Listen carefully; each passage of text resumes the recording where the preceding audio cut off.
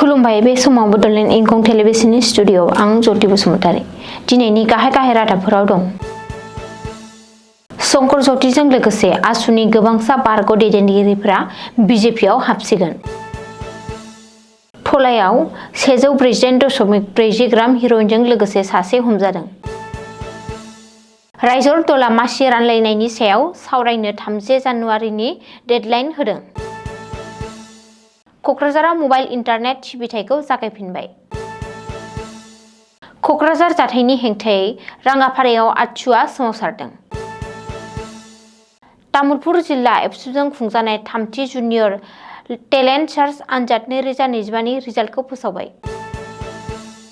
108 एम्बुलेन्सजों सौग्रावना सासे आइजोनि जिउ खहा। मणिपुराव 25 एकार हायाव गायनाय आयेन बेरेखा आफिम आबादखौ फोजोबस्रांदों। होंगो दोंगो सुबुंनि बानाजों 9 थाखोनि थाखाय मानास फोरबोखौ जागायबाय। दानिया फैदो आबुं रादाबाव।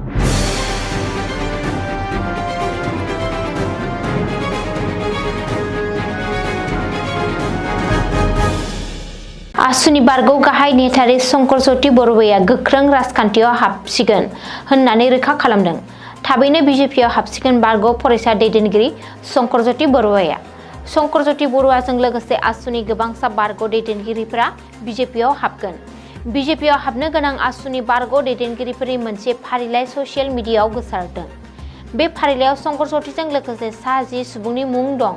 बे जर'खा फारिलाइयाव मख'नाय मुंफोरा जाबाय शंकर ज्योति बरुवा, आसुनि बारग' गाहाय नेहाथारि बारग' मिरु मावफुं सोद्रोमा कनक गगৈ, डिब्रुगड़ थेंगाघाटनि बारग' आसु दैदेनगिरि अर्जुन शेट्टी, धेमाजि जिल्ला जनायनि आसु दैदेनगिरि राजीव गगৈ, जरहाटनि बारग' आसुनि दैदेनगिरि रक्किम बरा, तिनिसुकिया छात्र सन्थाननि बारग' आफादगिरि सत्या बरग'हाइ, माजुलि छात्र सन्थाननि बारग' आफादगिरि प्राणजित हाजरिका, डिब्रुगड़ आथासानि बारग' दैदेनगिरि शिव कर्माकार, दुलियाजान पन्चायतनि दैदेनगिरि बबलु भुमिज आरो प्रदेश कंग्रेसनि दैदेनगिरि सुबिरन्जन बरसकिया।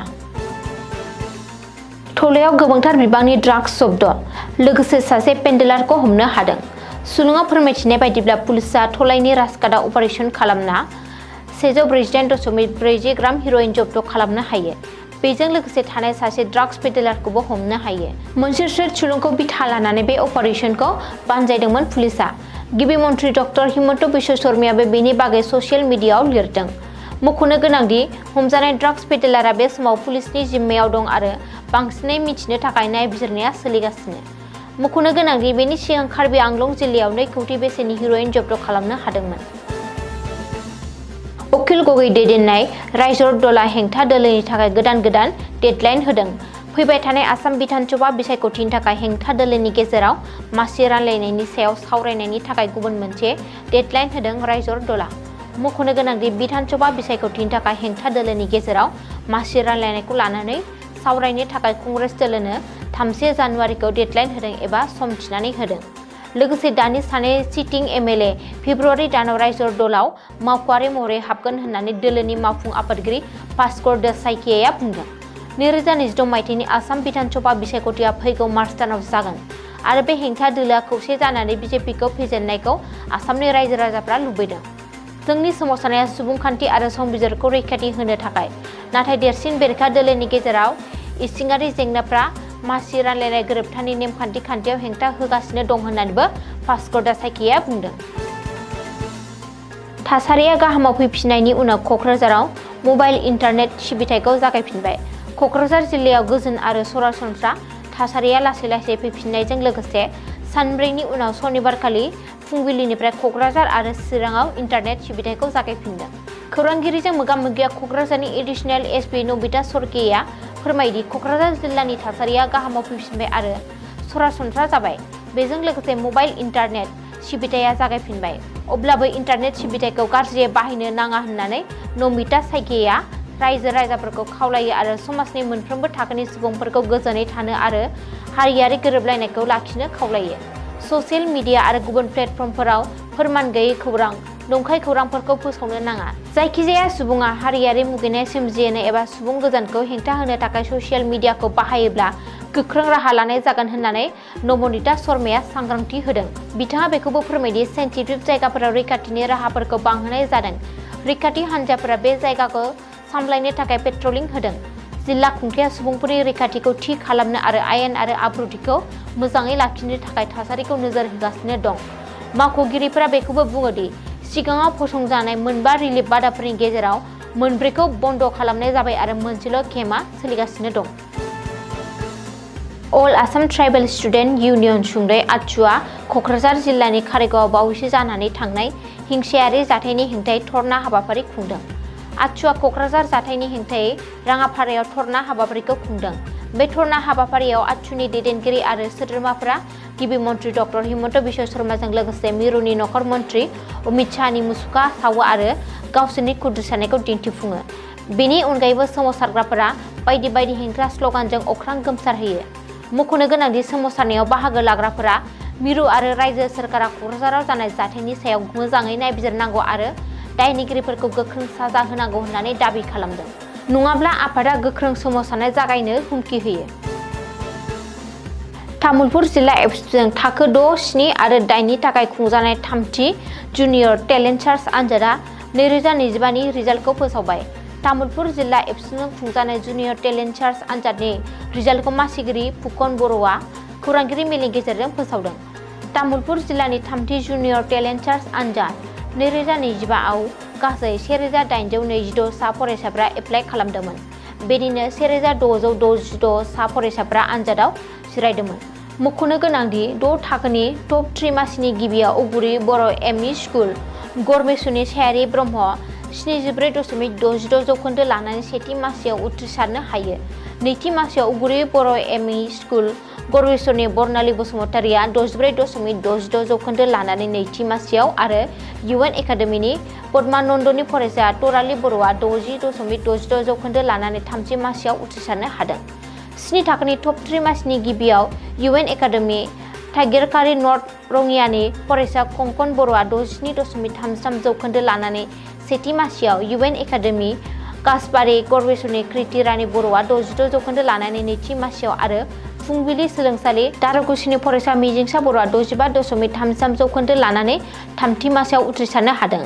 8 थाखोनि टप 3 मासिनि गिबियाव देउलखुसि बाथौ फरायसालि सा रङियानि फरायसा जिरन बसुमतारिया 74.66 जौखोन्दो लाना सेथि मासियाव फुंबिलि सोलोंसालि देउलखुसिनिफ्राय 69.33 जौखोन्दो लाना नैथि मासि आरो इउएन एकाडेमि कुमारिकाटानि फरायसा दिजित बर'आ 68 जौखोन्दो लानानै थामथि मासियाव उथ्रिसारनो हादों। गुवाहाटीआव शुक्रबारखालि कहिलिपारायाव गोख्रैयै खारबाय थानाय 108 एम्बुलेन्सआ सासे आइजोखौ सौग्रावखांनानै जिउ फोजोबो।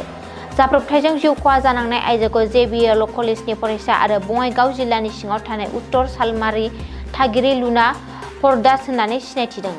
मिथिनो मोननाय बायदिब्ला बियो साननैसोनि गेजेरावनो एक्सिस बेंकआव मावफारि महरै हाबहैनो गोनांमोन। बेनि अनगायैबो जाब्रबथायाव गलाघाट जिल्लानि थागिरि अशिष्ट बरुवा मुंनि सासे सोद्रोमायाबो गोब्राब जखम जाफायो। बे समाव गोब्राब थासारियाव बिखौ गुवाहाटी मेडिकेल कलेज आरो हस्पिटालाव फाहामथाय होगासिनो दं।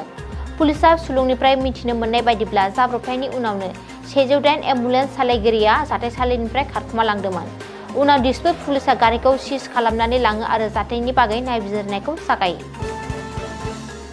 मणिपुर हादरसायाव रैखाथि हान्जाया हाग्रा बिफानजों लोगो नांनानै बिस्तिबारखालि मोननै जिल्लानि 25 एकड़ हायाव आयेन बेरेखा आफिम आबाद मावनायखौ फोजोबस्रांनो थाखाय अपारेशन खालामो।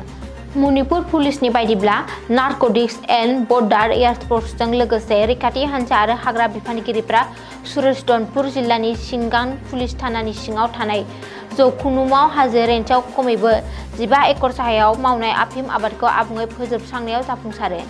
एखे सानखालि गुबुन मोनसे अपारेशनाव रैखाथि हान्जा आरो हाग्रा बिफाननि मावख'गिरिफ्रा सासे मावफुं मेजिस्ट्रेटजों लोगो नांना सेनापति जिल्लानि बेन्दोंआव पुलिस थानानि सिङाव थानाय सुरंग हाजो रेन्जनि गासै 10 एकड़सो आफिम आबादखौ सिलिंखार खालामो। अपारेशननि समाव बागान थावनिनि गंथाम न'साफोरखौ अर सावना होनाय जादोंमोन होननानै पुलिसआ फोरमायथिदों।